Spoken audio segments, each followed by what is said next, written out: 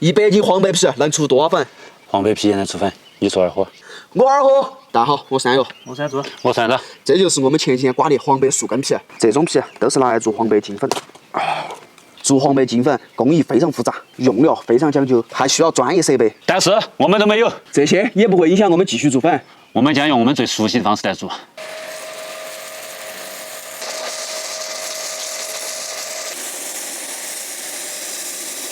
所有黄白皮都已清洗干净，颜色是不是很漂亮？很多小伙伴问是什么味道，我们来尝一下。奶茶，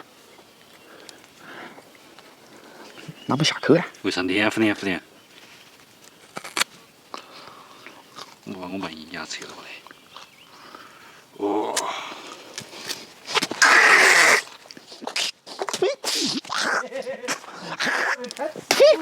好苦！起旋旋，果然是中油菜，苦的。炸开机。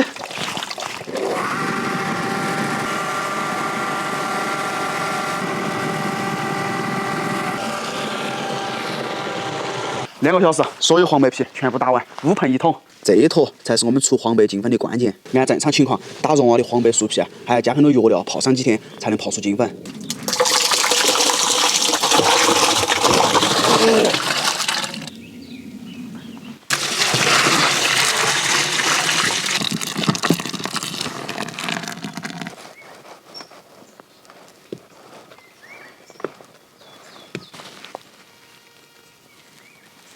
漏下去，估计还要加水稀释。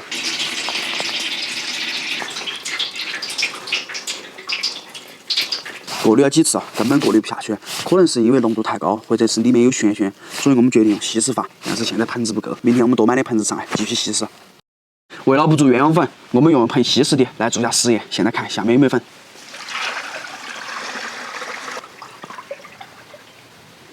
倒完水后发现粉和不明絮状物交汇在一起，但是据知情人透露，加入一种神秘配方就能沉淀出粉。现在把剩下盆子里面的泡沫打掉，继续稀释。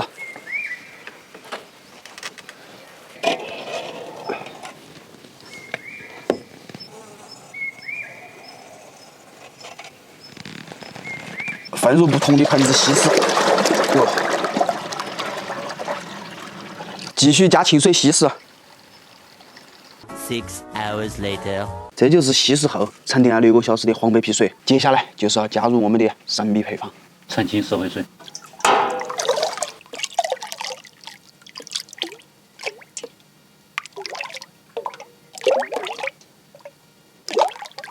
不够，还要加。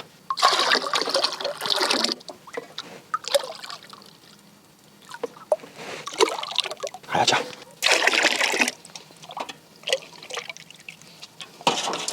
加入石灰水过后，明显看到颜色变深，还有絮状物沉淀出来。所有黄白水全部加入澄清的石灰水，让它反应一下。later， 反应好了，进行过滤。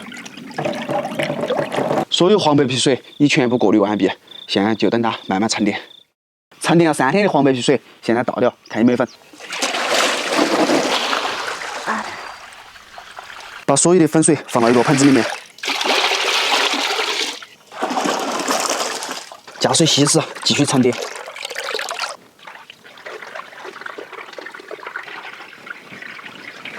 水倒掉之后，发现还有很多杂质，我们再次过滤。只剩下1小盆，最后一次沉淀，然后取粉。tomorrow， 沉淀了1天，依然只沉淀了很小一截，所以我们决定用烘干法取粉。在我们舀水的过程中，发现它断层了，下面惊现黄白粉竟然真的盛出来了。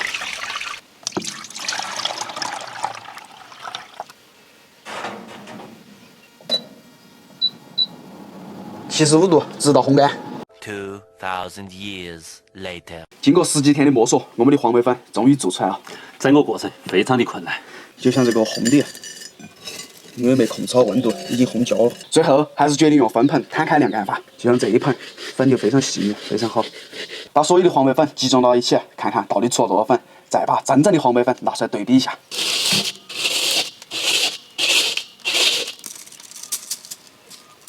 次品2两，精品。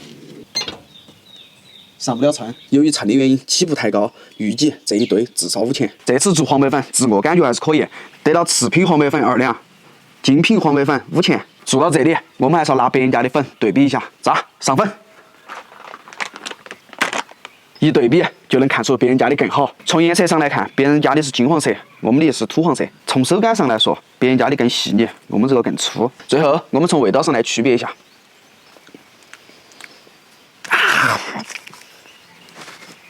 苦啊！苦啊！看来味道上还是有相同点的。